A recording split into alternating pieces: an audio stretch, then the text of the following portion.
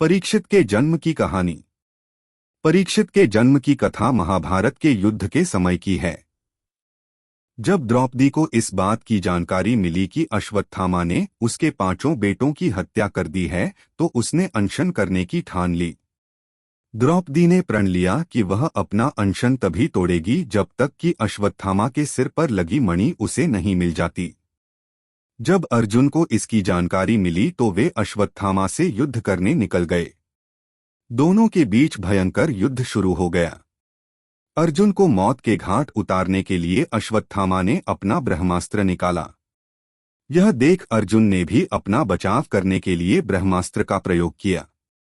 तभी वहां नारद और ऋषि व्यास पहुंचे और उन्होंने ब्रह्मास्त्र का इस्तेमाल करने से मना किया। इसके बाद अर्जुन ने अपना ब्रह्मास्त्र वापस कर लिया, लेकिन अश्वत्थामा ने ऐसा नहीं किया। दरअसल अश्वत्थामा 5 पांडवों के कुल को नष्ट करना चाहता था। इसलिए उसने अपने ब्रह्मास्त्र की दिशा बदलकर अभिमन्यु की पत्नी जो कि गर्भवती थी उसकी ओर कर दिया। इस पर भगवान कृष्ण ने कहा, अभिमन्यु की पत्नी उत्तरा को परीक्षित नामक बेटे के जन्म का वरदान मिला है, इसलिए वह जरूर जन्म लेगा। अगर वह मरा हुआ भी पैदा हुआ तो मैं खुद उसे जीवनदान दूंगा और वह बड़ा होकर एक महान सम्राट बनेगा, जबकि तुम 3000 वर्ष तक इस पाप को ढोते रहोगे। साथ ही हमेशा तुम्हारे खून से बदबू आते रहेगी और वह ऐसे ही बहता रहेगा। यही नहीं, तुम हर प्रकार की बीमारियों से घिरे रहोगे। इसके बाद अर्जुन ने अश्वत्थामा को रस्सी में बांधा और द्रौपदी के पास ले आया। अश्वत्थामा की हालत देखकर द्रौपदी को दया आ गई और उसने अर्जुन से उसे छोड़ने की अपील की। मगर भगवान कृष्ण ने ऐसा नहीं होने दिया और उन्होंने अर्जुन को आदेश दिया कि उसके सिर से मणि निकाल ले और द्रौपदी को दे दे। इधर ब्रह्मास्त्र के गर्भ में जाते ही उत्तरा को तेज दर्द होने लगा।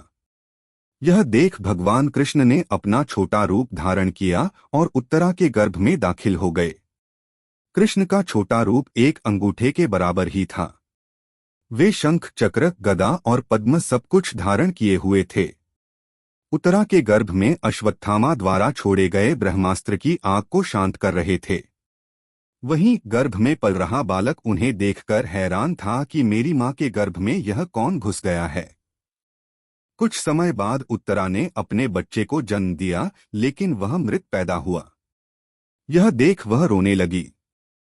उसने भगवान कृष्ण से कहा, ये नारायण, आपने तो कहा था कि मेरा बेटे पर ब्रह्मास्त्र का असर नहीं होगा और वह जीवित ही पैदा होगा।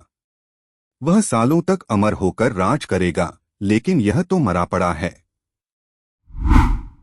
इसे जीवित करने की कृपा करो प्रभु। उत्तरा की बात सुनकर भगवान कृष्ण तुरंत प्रसूति गृह में प्रवेश किया और कहा, हे पुत्री, तुम दुखी न हो, तुम्हारा बेटा जरूर जीवित होगा। मैंने खुद इसके जीवन की रक्षा की है।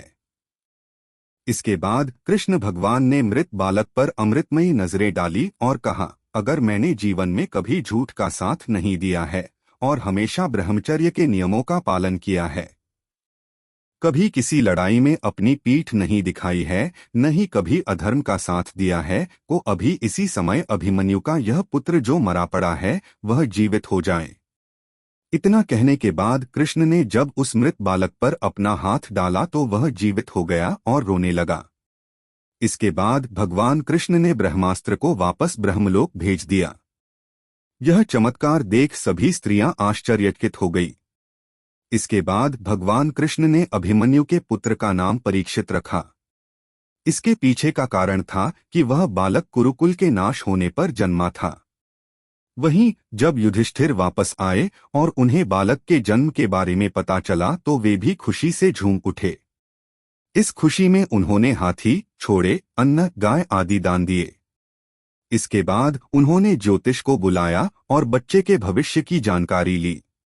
इस पर ज्योतिषी ने कहा, यह बालक प्रभु श्री कृष्ण चंद्र का भक्त कहलाएगा। यह एक धर्मी, यशस्वी, पराक्रमी व दानी होगा।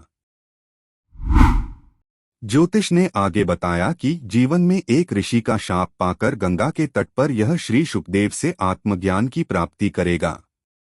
ज्योतिष की बात सुनकर युधिष्ठिर खुश हुए और उन्हें दक्षिणा देकर वहां से विदा कर दिया। कहानी से सीख। इस कहानी से हमें यह सीख मिलती है कि कभी भी किसी कार्य को छल कपट के साथ नहीं करना चाहिए। इससे हमारा बुरा ही होता है।